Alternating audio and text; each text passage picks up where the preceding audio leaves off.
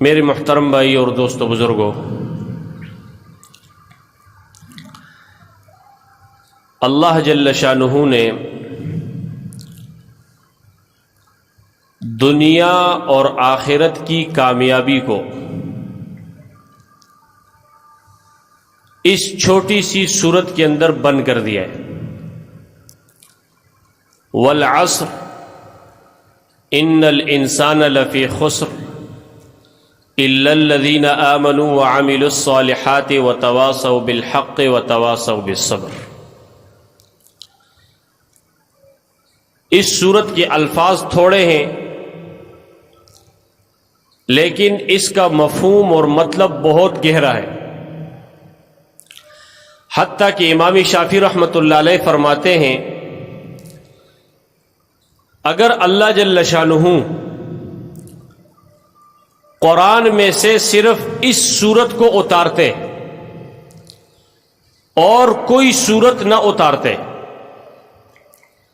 تو یہ سورت ساری انسانیت کی ہدایت اور رہنمائی کے لیے کافی تھی۔ جیسے ہم کہتے ہیں سمندر کو کوزے میں بند کر دیا ہے، اللہ جل شانہ نے دنیا اور آخرت کی فلاح، کامیابی، عزت اس چھوٹی سی صورت میں بند کر دیا ہے، اور کامیابی کے 4 اسباب، کامیاب لوگوں کے 4 صفات اللہ نے اس میں ذکر کیے ہیں، اور بلکہ اللہ جل شانہ نے شروع میں یہ فرمایا کہ زمانے کی قسم سارے کے سارے انسان خسارے اور نقصان میں ہیں، سب نقصان اور خسارے میں جا رہے ہیں۔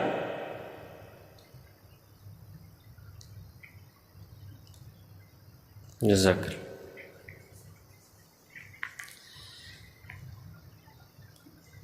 الا الذین آمنوا، مگر جن لوگوں کے اندر 4 صفات پائے جاتے ہوں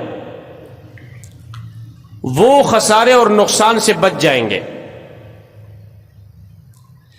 ایک نقصان اور خسارہ دنیا کے اعتبار سے،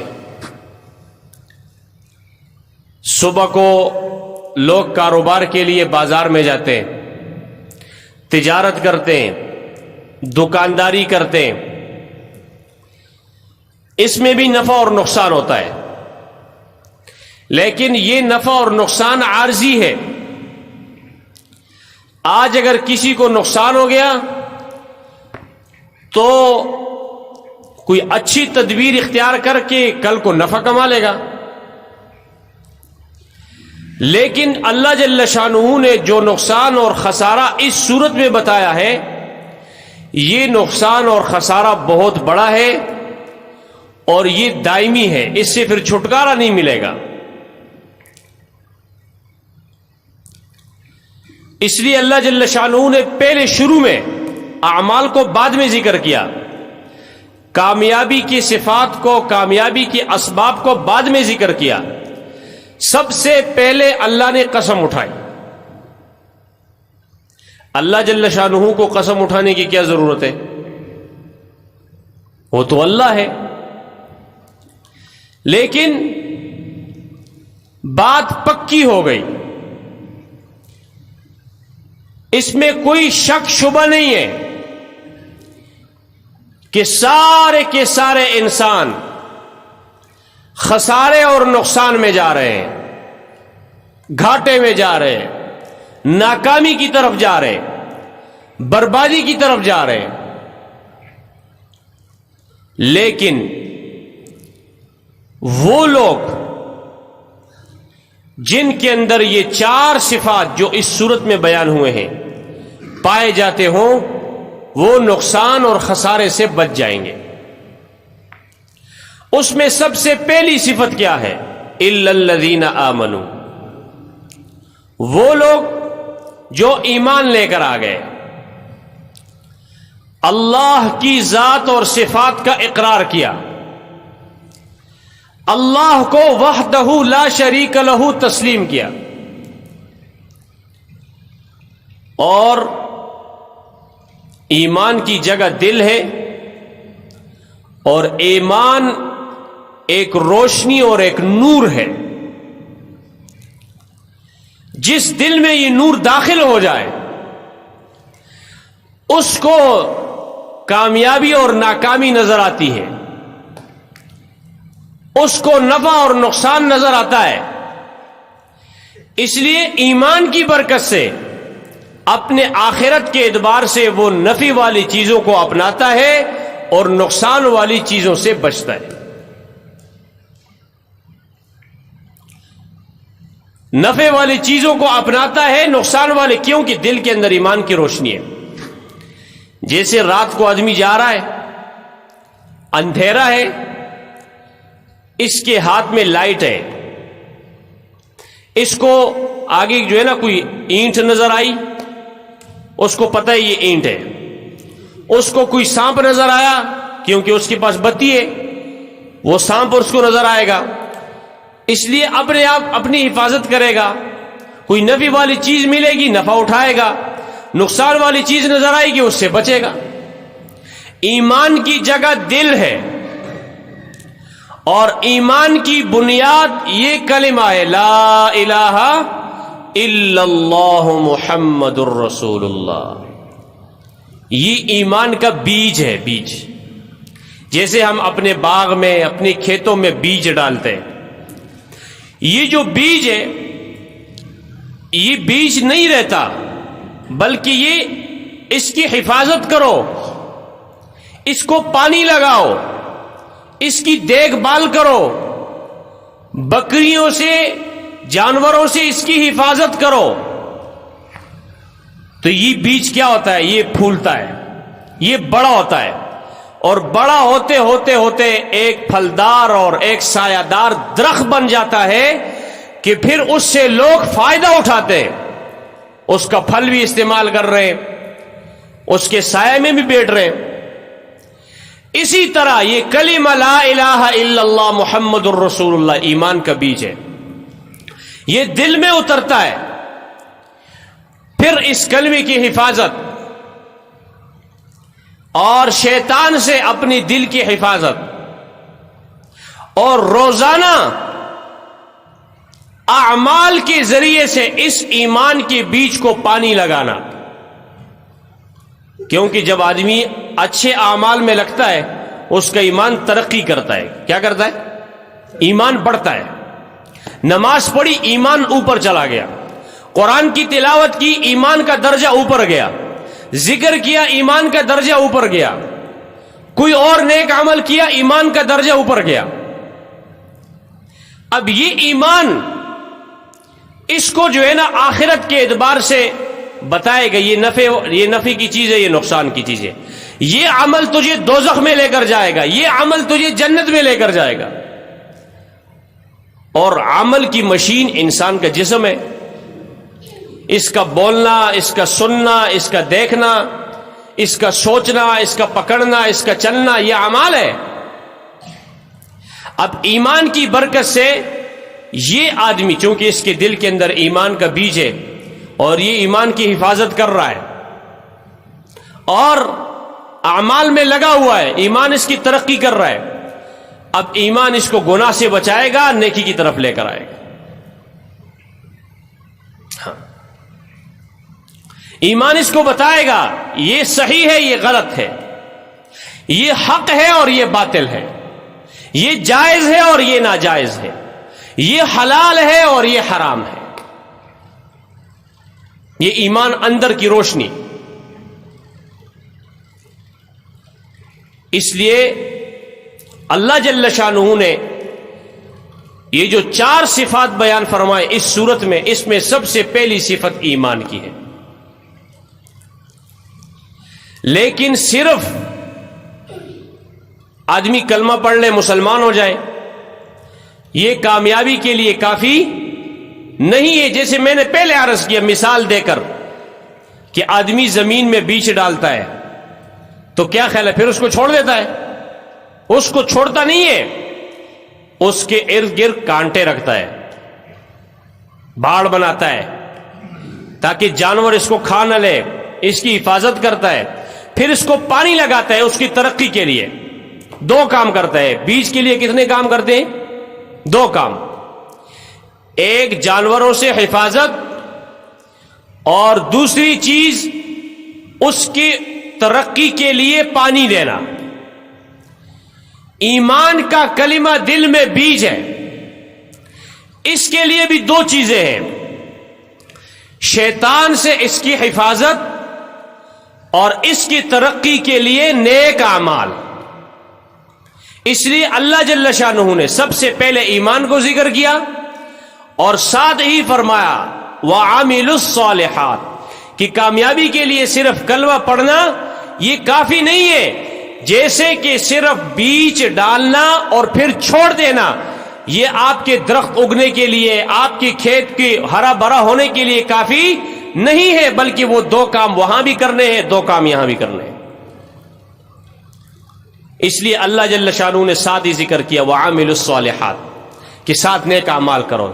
دل کے اندر ایمان، اللہ ہی کی ذات سے یقین، اللہ ہی کی ذات سے محبت، اللہ ہی کی ذات پر بھروسہ اور توکل، اور اللہ ہی سے مانگنا، اس کے سامنے جھکنا، اور کسی کے سامنے جھکنا نہیں ہے۔ دیکھو اسلام کے اندر، شریعت میں جب دو آدمی، دو مسلمان آپس میں ملتے ہیں تو زبان سے کہتے السلام علیکم ورحمۃ اللہ وبرکاتہ، اور پھر ساتھ مصافحہ کرتے ہیں یا معانقہ کرتے، گلے لگاتے۔ اب ہماری شریعت میں، اسلام میں جھک کر سلام کرنے کی اجازت ہو نہیں ہے، کسی کے سامنے جھک جاؤ۔ جھکنا کس کے سامنے ہے؟ اللہ ہی سے، توکل اللہ پر، یقین اللہ پر، مانگنا اللہ سے، بھروسہ اللہ پر، اور پھر اس کے ساتھ اچھے اعمال کرنا۔ یہ نہیں کہ کلمہ پڑھ لیا اب جو مرضی کرو، اب اعمال کی پرواہ نہیں ہے، نہ زبان کی حفاظت ہے، نہ کانوں کی حفاظت ہے، نہ آنکھوں کی حفاظت ہے، نہ دل کی سوچ کی، دماغ کی سوچ کی حفاظت ہے، نہ پاؤں کی حرکت ٹھیک ہے، نہ ہاتھوں کی حرکت ٹھیک ہے، نہیں۔ کامیابی کے لیے دوسری صفت وَعَمِلُوا الصَّالِحَاتِ۔ اور اللہ جل شانہ نے قرآن مجید میں جہاں جہاں کامیابی، عزت، چین، سکون، راحت، اطمینان اللہ جل شانہ نے جہاں وعدہ فرمایا قرآن میں، وہاں ایمان کے ساتھ نیک اعمال کو بھی کیا کیا؟ ذکر کیا ہے۔ ان الذین آمنوا وعملوا الصالحات سیجعل لهم الرحمن ودا۔ اگر تم آپس میں محبت چاہتے ہو، آپس میں اتفاق چاہتے ہو، تو اس کے لیے ایمان لے کر آؤ اور اچھے اعمال کرو، ایمان لے کر آؤ، اچھے اعمال کرو۔ اس لیے ایمان کے ساتھ اچھے اعمال میں لگنا، وہ عمل جس سے اللہ راضی ہو جائے۔ نمازوں کی پابندی، قرآن کی تلاوت کی پابندی، ذکر کی پابندی، مسلمانوں کے ساتھ ہمدردی اور خیرخواہی کا جذبہ، دوسروں کے لیے اچھی سوچ، دوسروں کے لیے مثبت سوچ، منفی سوچ نہیں ہے۔ آپ کے پاس کوئی آدمی آتا ہے اور آپ سے پوچھتا ہے کہ میں ایک کام کرنا چاہتا ہوں، اس کے بارے میں آپ سے رائے لینا چاہتا ہوں، آپ مجھے کیا رائے دیں گے، میں کیا کروں؟ ایمان والا آدمی اس کو وہ جواب دے گا جو اپنے لیے پسند کرتا ہے، اور جس کی دل میں ایمان نہیں ہے وہ کیا کرے گا؟ وہ کہتے ہیں کہ اس کو ایسی رائے دے دوں کہ یہ پھنس جائے۔ اس کا یہ کام ہی نہ ہو سکے. اس لیے مسلمانوں کے ساتھ ہمدردی اور خیرخواہی کا جذبہ، اور دوسروں کے لیے اچھی سوچ، منفی سوچ نہیں. اور بھی جتنے نیک اعمال ہیں وہ عامل الصالحات میں سب داخل ہیں. دو کام ہو گئے، کامیابی کی دو صفات. تیسری صفت وتواصوا بالحق، ایک دوسرے کو نیکی کی طرف بلانا، ایک دوسرے کو نیکی پر لانا، ایک دوسرے کو حق بات پر لانا، حق بات کی وصیت اور واعظ کرنا، یہ بھی کامیابی کی صفات میں سے ہے. یہ پہلے دو صفتیں یہ بھی صرف کامیابی کے لیے کافی نہیں ہے، بلکہ تیسری صفت وتواصوا بالحق، کہ دوسروں کو نیکی کی دعوت دو، دوسروں کو بھلائی کی طرف بلاؤ. لیکن اس میں سب سے پہلی اپنی ذات ہے کہ انسان اپنی ذات سے شروع کرے. سب سے پہلی نصیحت کس کو کرنی ہے جی؟ اپنے آپ کو کرنی ہے. سب سے پہلی نصیحت اپنے آپ کو، پھر اس کے بعد آپ کے اہل و عیال ہیں گھر کے اندر، تبلیغ کا دوسرا درجہ اپنے گھر والوں کے لیے کہ اپنے بچوں کی تربیت کرو، اپنے گھر کو دیندار بناؤ، اپنی گھر کی خیر خبر رکھو. آپ کے گھر میں آپ کے بچے ہیں، بچیاں ہیں. آج کل تو اللہ معاف فرمائے، غیروں کی محنت نے ہم پر اتنا اثر کر دیا کہ ہمارے اندر سے وہ تمیز ہی ختم ہو گئی. بچہ کدھر جاتا ہے، کہاں سے آتا ہے، بچی کہاں جاتی ہے، کہاں سے آتی ہے، گھر سے کس وقت نکلتی ہے، کس وقت آتی ہے، کوئی خبر نہیں ہے. پھر کہتے ہیں بچے بگڑ گئے، بچیاں بگڑ گئیں. وتواصوا بالحق، کہ اپنے بچوں کو بھی حق کی کیا کرو، وصیت کرو. دوسرا درجہ، سب سے پہلا درجہ اپنا ہے، پھر اپنی اولاد کا ہے کہ ان کی تربیت کرو. اور بچہ جب اس کی تربیت ہوتی ہے، ماں باپ بچوں کی تربیت کرتے ہیں، یہ جتنے نیک اعمال کرتے ہیں، اب ان پر اللہ کا تو کوئی حق نہیں ہے، کوئی نماز نہیں فرض، کوئی اور حق نہیں ہے. یہ جتنے نیک اعمال کرتے ہیں، اب حدیث پاک میں آتا ہے 7 سال کا بچہ ہو جائے تو اس کو نماز کا حکم کرو، 10 سال کا ہو جائے تو نماز نہ پڑھنے پر اس کو تنبیہ کرو، مارو. حالانکہ 7 سال کے بچے پر بھی نماز فرض نہیں ہے، 10 سال کے بچے پر بھی نماز فرض نہیں ہے. پھر کیوں فرمایا اللہ کی نبی نے؟ یہ اس لیے تاکہ شروع سے یہ مسلمان ہے، مسلمان کے گھر میں پیدا ہوا ہے، اور نماز، اب احکامات تو اور بھی بہت سارے، احکامات تو اور بھی بہت سارے، لیکن اللہ کی نبی نے فرمایا نہیں، باقی احکامات کے بارے میں نہیں فرمایا. کیا فرمایا کہ جب بچہ 7 سال کا ہو جائے اس کو نماز پر لگاؤ. نماز ایک ایسی عبادت ہے کہ جب آدمی نماز کی حفاظت کرتا ہے اور اس کو وقت پر پڑھتا ہے اور اس کے فرائض، سنت، واجبات، مستحبات، سب چیزوں کی رعایت کر کے نماز کو پڑھتا ہے، یہ نماز اس کی باقی ساری زندگی کو اچھا بنا دیتا ہے، اس کی زندگی اطاعت والی بن جاتی ہے. نماز میں بھی پابند ہوتا ہے.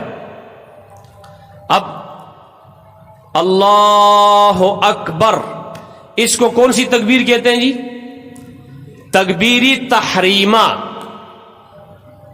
حرام کر دینے والی تکبیر. اب نماز میں داخل ہو گیا، اب بات کرنا کیا ہے؟ حرام ہے. کوئی چیز کھانا کیا ہے؟ حرام ہے. کسی کے ساتھ لگنا، دائیں بائیں، ساری چیزوں کی پابندی ہو گئی. اب نماز میں ایک آدمی پابندی کرتے ہیں، حکم ہے قیام میں سجدے کی جگہ پر دیکھو، رکوع میں پاؤں کی طرف دیکھو، سجدے میں ناک پر نظر رکھو، قاعدے میں جو ہے نا گود میں نظر رکھو۔ اب یہ اللہ پاک پریکٹس کروا رہے ہیں، کیونکہ اس نے تو نماز میں 10 منٹ 15 منٹ 20 منٹ لگانے، لیکن باہر اس نے 24 گھنٹے زندگی گزارنی ہے، اس نے کسی کے ساتھ رہنا ہے، اس نے بازار میں جانا ہے، اس نے معاملات کرنے ہیں، اس نے سارے کام سنبھالنے ہیں۔ اب اس کی تربیت نماز میں ہے کہ جب یہ نماز کو صحیح طریقے سے پڑھتا ہے، اپنی آنکھوں کو جہاں اللہ نے کہا، جہاں اللہ کی نبی نے کہا وہاں استعمال کرتا ہے، کانوں کی حفاظت کرتا ہے، باہر کی آوازیں نہیں سنتا، جو قرآن پڑھتا ہے، جو امام پڑھتا ہے اس کی طرف توجہ کرتا ہے، اور اسی طرح جو ہے نا اپنی زبان سے اور کوئی بات نہیں نکال سکتا، اپنے ہاتھوں کو جہاں باندھنا ہے جہاں رکھنا ہے وہاں استعمال کرتا ہے، پاؤں کو جیسے استعمال کرنا چاہیے ویسے استعمال کرتا ہے۔ اب نماز میں اس کی تربیت ہو گئی، اب اس نے نماز پڑھی، اب یہ باہر کی زندگی میں جائے گا، یہ صحیح چلے گا، یہ غلط نہیں چل سکتا۔ اس لیے فرمایا کہ بچے کو جب 7 سال کا ہو جائے تو اس کو نماز پر لگاؤ۔ حالانکہ 7 سال کے بچے پر نماز فرض نہیں ہے، 10 سال کے بچے پر نماز فرض نہیں ہے، نماز تو جب بچہ بالغ ہو جائے پھر اللہ کے احکامات فرض ہو جائیں گے۔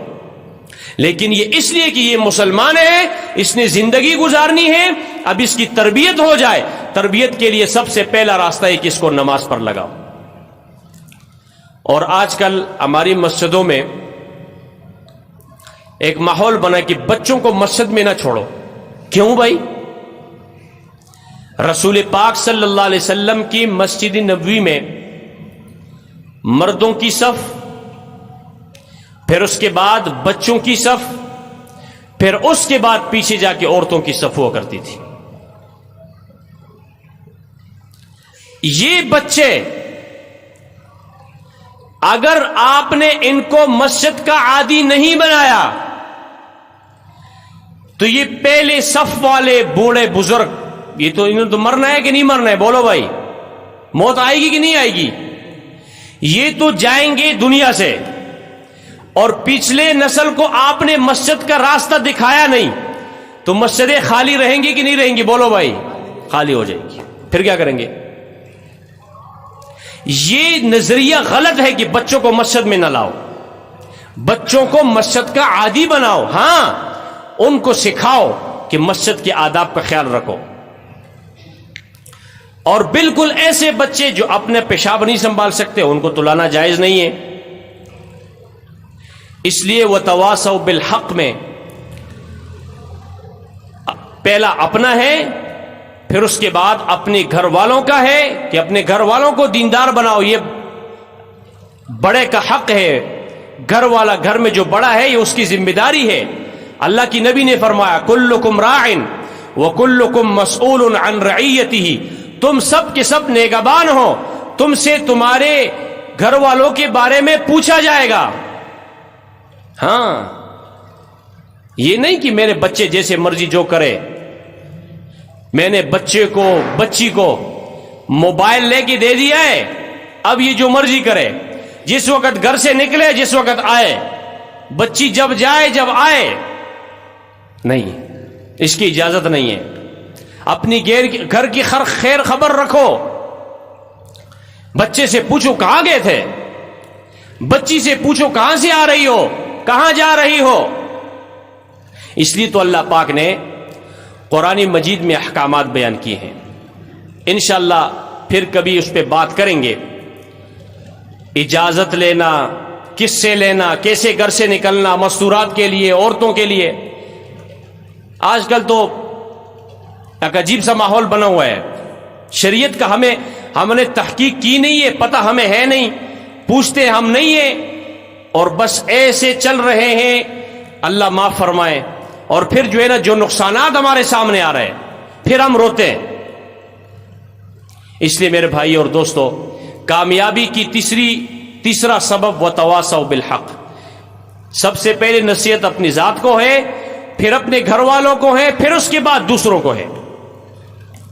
اور چوتھا سبب کامیابی کا وتواصوا بالصبر، کیونکہ جب آپ دوسروں کو حق بات کی طرف بلائیں گے، دوسروں کو نیک بات کی طرف بلائیں گے، اچھی بات کی طرف بلائیں گے، اللہ کی طرف بلائیں گے، تو اللہ نے مختلف قسم کے لوگ بنائے ہیں، وہ آپ کو تکلیف بھی دیں گے، آپ کو اذیت دیں گے، اس تکلیف اور اذیت کو برداشت کریں، جیسے نبیوں نے برداشت کیا۔ اللہ نے ساری نبیوں کو داعی بنایا، دعوت دینے والا بنایا، ساری نبیوں نے دعوت دی، لوگوں کو اللہ کی طرف بلایا، حق بات کی طرف بلایا۔ اب اس پر جو ہے نا امتوں نے، قوموں نے ان کو تکلیفیں دی۔ حضرت زکریا علیہ السلام پیغمبر ہیں، ان کی قوم نے ان کو 2 ٹکڑے کر دیا۔ کیوں؟ دین کی دعوت کی وجہ سے، دین کی طرف بلانے کی وجہ سے۔ یحییٰ علیہ السلام پیغمبر ہیں، ان کی قوم نے ان کو لٹایا اور ذبح کر دیا۔ کیوں؟ کیا دشمنی تھی؟ کہ انہوں نے لوگوں کو حق بات کی طرف بلایا، ان کو اللہ کی طرف بلایا۔ اور جیسے یہ کام دعوت کا، لوگوں کو اللہ کی طرف بلانا، وتواصوا بالحق وتواصوا بالصبر، یہ جیسے نبیوں کو اللہ پاک نے دیا تھا، رسول پاک صلی اللہ علیہ وسلم کی ختمی نبوت کی وجہ سے اللہ نے اس امت کی ہر فرد مسلم کو یہ کام دیا ہے۔ سب سے پہلے اپنی ذات، پھر اپنا گھر، پھر اس کے بعد دوسرے لوگ، پھر ساری دنیا میں جاؤ۔ اس لیے اللہ پاک نے یہ تبلیغ کی محنت جاری فرمائی، یہ اللہ کی طرف سے انعام ہے، الحمدللہ۔ اس لیے اس محنت کے ساتھ جڑنا، اس پر اپنا جان مال وقت لگانا اور ساری دنیا میں جانے کی نیت کرنا، یہ ہماری ذمہ داری ہے، اور یہ کامیابی کا وہ آخری سبب ہے۔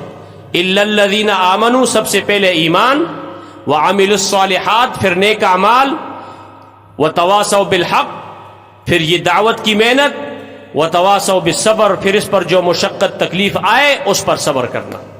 اللہ تعالی ہم سب کو عمل کرنے کی توفیق نصیب فرمائے۔ وآخر دعوانا